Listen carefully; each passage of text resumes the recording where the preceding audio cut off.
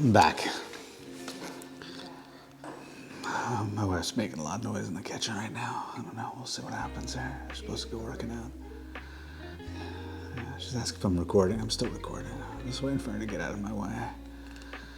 This is why I just have a hard time doing recording these videos. You know, life gets in the way. I don't know what to tell you. Anyway, I'm back. Filming right now with my main camera now, the Canon R5.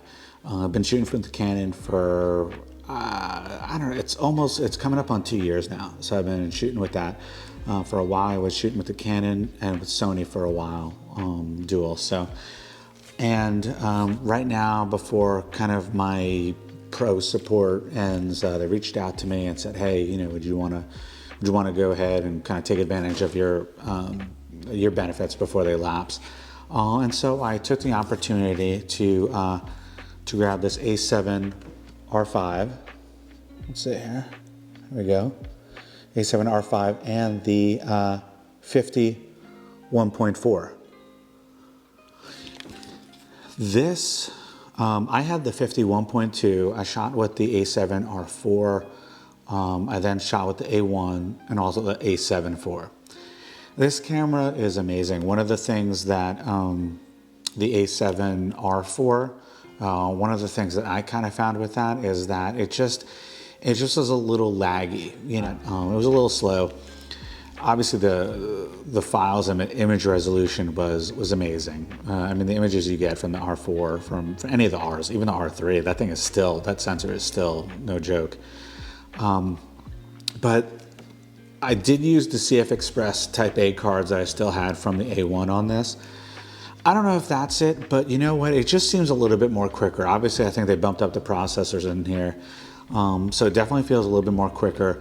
The autofocus is ridiculous, as everyone is saying. It was amazing. Didn't miss once. And again, I wasn't shooting action. I'll go ahead and throw up some photos from some of the shoots I did over the last couple of days. This isn't a review. I just had it for a loaner for a couple of days and tried to book as much and try to take advantage of this loaner while I had it and this lens. Just some thoughts. I figured, you know, kind of throw up a couple comments and words, just a real quick video in case you were looking, you want to see what the 1.4, how the lens feels on the body, how it is if you're debating between the 1.4 and the 1.2. I had the 1.2. Quick thoughts on that comparison. This lens is amazing for what you get for the size and weight, and obviously it's a little bit cheaper than a 1.2. I feel from having the 1.2 and loving that lens, I love that lens. If I could shoot with Canon bodies and have Sony lenses, to me that would be near perfection. That is not the reality, and that's for another time. But I got nothing but respect and admiration and adoration for these Sony Primes. This 1.4, for me, if you prefer a minimalist, really and lightweight, and being able to kind of fit a 50 and a 24 or a 50 and 85, or just have a really compact kit, which is the season I'm kind of in right now, this 1.4 is amazing. And I think it really comes down to, are you really gonna need that 1.2? It does have a different look, but I feel for the most part, you're getting pretty much 90%, it's not an exact figure, 90% of that same look that you get with the 1.2 with this 1.4.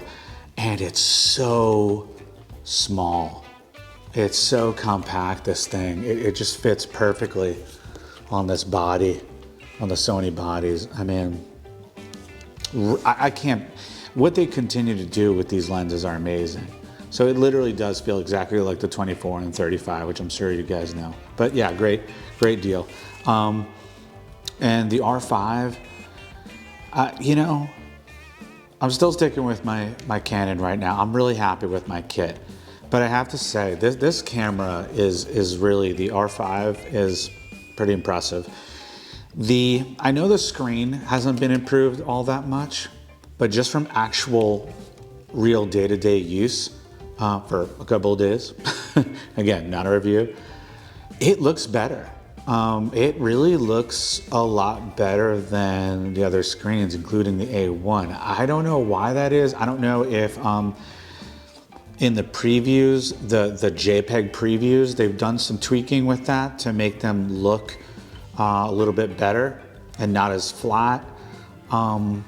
Again, I just had this thing set to the standard JPEGs, so again, I've only had it for a couple of days. I don't know. If you do know, comment below. But it did, I have to say that the screen did look a lot better. And this screen is amazing. I don't think there's any debate. Having the ability to go ahead, because I'm more photography focused, and just have this thing come out like that and just have everything really lined up is great. Because that to me is so much easier than flipping this thing out and then having to do this to kind of shoot low. I have no problems lining it up. To me, it's more the added step of doing that, flipping it, and then having to kind of flip it back and then go back to shooting. Is it a deal breaker? No, it's nice to have. It's really nice. It just definitely needs to be the screen for all cameras going forward. So that's it. Just wanted to come on real quick and just say my quick thoughts on this camera. It really is amazing. Again, I'm not switching back to Sony, but they really did a great job with this camera. So if you're thinking about it, there's definitely some improvements in terms of speed, in terms of what the images look like on the screen. To me, that matters when you're shooting for clients, when you're shooting for whether it's commercial clients and you want to show those quick screens. It looks a lot better compared to even the A1. Don't know why that is, and definitely compared to the A7 IV, which I most recently had.